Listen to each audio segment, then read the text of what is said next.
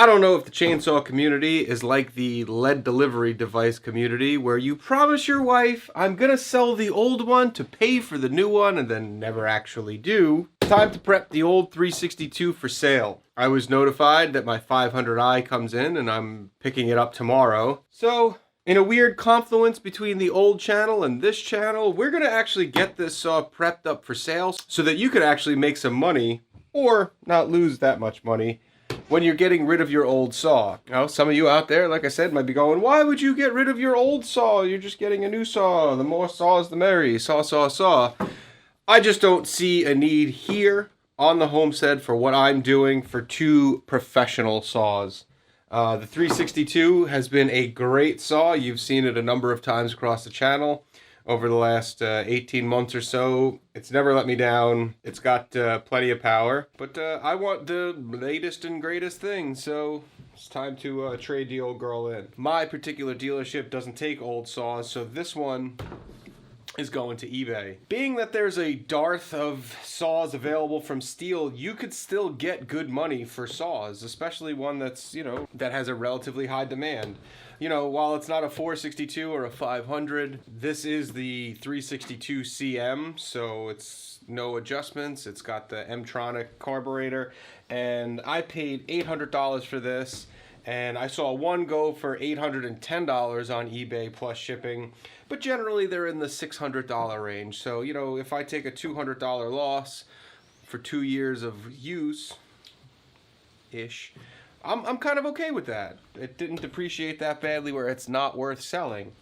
So in order to maximize the most amount of money that you're going to get, let's go through the process. Let's get it cleaned up and ready to ship. So in my opinion, the first thing that you're going to want to decide is what you're actually going to sell. Are you going to sell just the power head only, or are you going to do a combo with the bar of whatever length that you have and the power head together? From there, you can kind of make a decision, and you can also temper your expectations on, how much money you're going to get for it. Obviously, the more things that you add, the more money that you're going to get for the thing. In this case, I'm going to sell the 362 here with the 25-inch bar because, again, the 500 that's coming tomorrow is coming with a 25-inch bar. 25 or 28, I forget.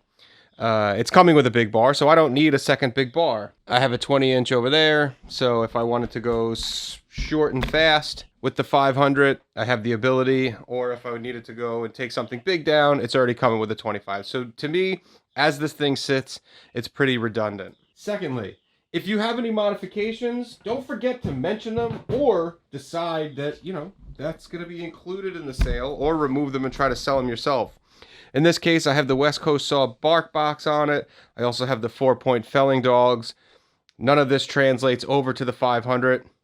They can go. Again, for my ease, I'm going to leave these on the saw, use it as a selling point, but also go down in the basement and get the stock parts out and include them in the sale. Here's another tip. Right now in 2022, eBay allows you to embed videos into your listing. So before you go taking this thing apart for cleaning, get a video of yourself starting it up, running through, maybe cutting, whatever you decide. We buy with our eyes. A lot of times on eBay, in my experience, people don't actually read the descriptions, but they're going to look at your pictures. If you've got a video, even better.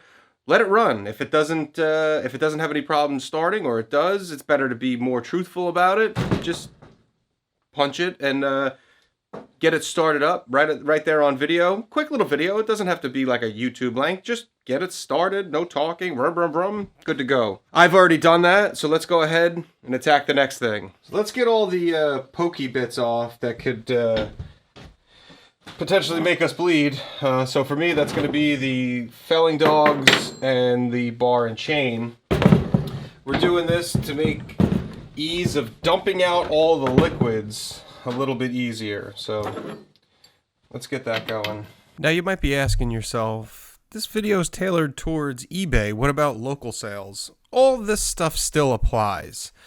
In my particular area with a strong Stihl network locally, I don't see the same amounts of money on Facebook Marketplace or Craigslist as I do on eBay. So I'm trying to take advantage of the selling platforms that are in my area. Your results may vary in your locality. So for me, I'm putting it on eBay to get more money, but If you find that Facebook Marketplace is stronger, go ahead and sell it on there. All the same advice is still going to apply. You could just ignore the shipping section at the end of the video. Okay, rules and regulation time. You cannot ship gasoline. Don't even try it. Or really any other flammable stuff. So we're going to empty the gas tank. We're going to empty the bar and chain oil reservoir here. After you're done emptying out the gas tank, leave the cap off so it can kind of vent out any stuff that doesn't pour out.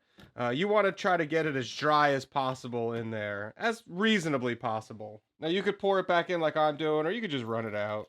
It's up to you. We already got plenty of work to do here as far as cleaning goes, so probably not going to show you the whole thing because it's a little tedious, but basically I'm going to scrape and clean all the oil and all the bits out on both the body itself and the clutch cover over there. Cover your eyes. No, I mean it. You don't want this crap in your eyes.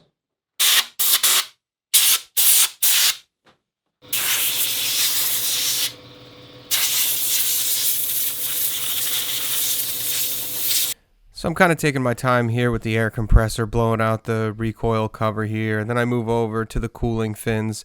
You just want to take your time, blow all the stuff out, leave a nice impression. A clean car sells faster than a dirty car. You want to instill confidence in your buyer that this is a well-maintained machine, so a little bit of spraying and wiping down goes a long way in doing that. So the power head's all cleaned up. I ended up taking the this thing off. What the hell's it called? Take it off, blow it out, flipped it over, cleaned out all the insides here. Gonna wipe down the bottom when I'm all done because the table is still dirty, but basically, you're giving it a good wipe down, a little bit of compressed air, a little bit of the paper cut finder, and you'll have it shined up looking 9 out of 10 in no time. It was actually kind of quick, These are the professional saws, so they're kind of easy to take apart. An air compressor really helps. I'm going to do the bar now just because it seems like the right thing to do. So, find yourself a crappy tool. Clean out the chain guide here. Get all the little bits out. Oh, yeah. If you have yourself a sharpening guide from West Coast Saw, I have one. It's out in the tractor. That actually fits right in the chain guide also. But crappy old Chinesio multi-tool works just as fine for that. The chain I'm not going to clean. I'm just going to put it in a bag and put it in the box. So, speaking of the boxes, what's the story with the box? Okay, so really straightforward. What I'm going to do now is reassemble the saw, put all the parts back together, take a bunch of pictures for eBay, because you do need pictures for eBay. When I'm all done with that and I'm ready for it to sell, or, after it sells, you got to ship this thing. Whether you decide to have the other person pay for it or not, that's up to you. You could do free shipping or calculated shipping. That's completely up to you. That's neither here nor there. But as far as the logistics of getting the saw prepped for sale, there's a couple things you're going to want to do. First off, keep the bar off. Makes your life a lot easier. Second, take the chain, put it somewhere separate. If you have an old box, it doesn't hurt. You're letting the next guy down the line know which chain they're buying. 33R S3. Put it in there. You're being a gentleman and a scholar by doing that. If you don't, a Ziploc bag is fine. Secondly, you're going to want to take the dogs off.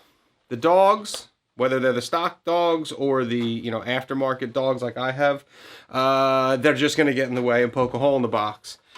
Take the dogs off, put them in, put all the hardware back where it goes, or keep it together. Either way. But you kind of want the bottom of the saw to be flat in the bottom of the box. The dogs are just going to point out because, they stick out past the bottom of the saw, and they're going to poke through the box. It's nothing but trouble. Another piece of advice that I would give you is probably wrapping this thing up with a garbage bag or two. Like I said earlier, you're not allowed to ship any gasoline-filled things for obvious reasons. But even though yours is dry, these things kind of smell. They smell like exhaust. They got a funk to them. So in order to keep your local postal inspector or whomever happy, just wrap it up. You know that you followed the rules by not keeping it full of gas, but in order to prevent prying eyes to unnecessarily doing any work, I would wrap it up in plastic bags. So a couple of plastic bags. Once you get it all disassembled, a couple of plastic bags. And finally, when you're putting all these, get yourself an appropriate size box. And when you're filling it up, remember, even though it's a professional saw, it's still expensive. So you're going to want to not go half-ass on the packaging. These things go through a hellacious journey during shipping. No matter what anybody says, no matter what carrier, the public and the private carriers, they're all awful to boxes. And the heavier the box is, the worse the condition is.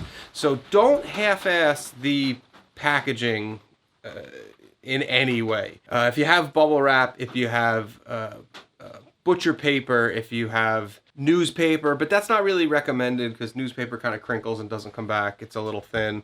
But really do not go cheap on the packaging because then you're getting into insurance claims because this is a lot of money. The person on the other side expects, you know, what the pictures are. That's the trust in eBay. So you're not really going to want to cheap out on the packaging.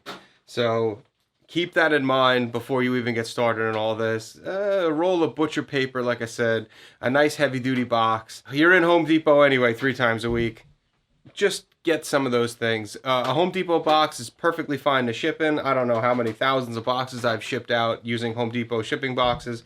Just remember, the bar is 25, 20, 18 inches long, and that's going to be like the hard part, getting into the boxes. So keep that in mind when you're getting ready to ship out. Most of the time on eBay, you have a day or so to pack it up. So you don't want to be in a lurch where the thing sells and then you're running around the house looking for butcher paper or bubble wrap.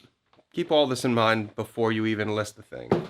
Take well-lit, clearly defined pictures of all the hard work that you put in and also any of the negatives. Most people won't care on a saw that it's got a little dings and dents. They just don't want to be surprised by it. So show the whole saw in its entirety, warts and all.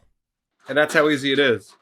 I'm going to have this thing posted up. I'm going to go down to the computer and add the videos that I took with the computer, that I took with the phone, and add them to the listing on the computer. And really hope for the best. I'm going to shoot for somewhere in the $600 to $800 range. That seems to be what they're going for. And you have some saws that are sitting around. Steel, Husky, you know, it's all the same. They have fans.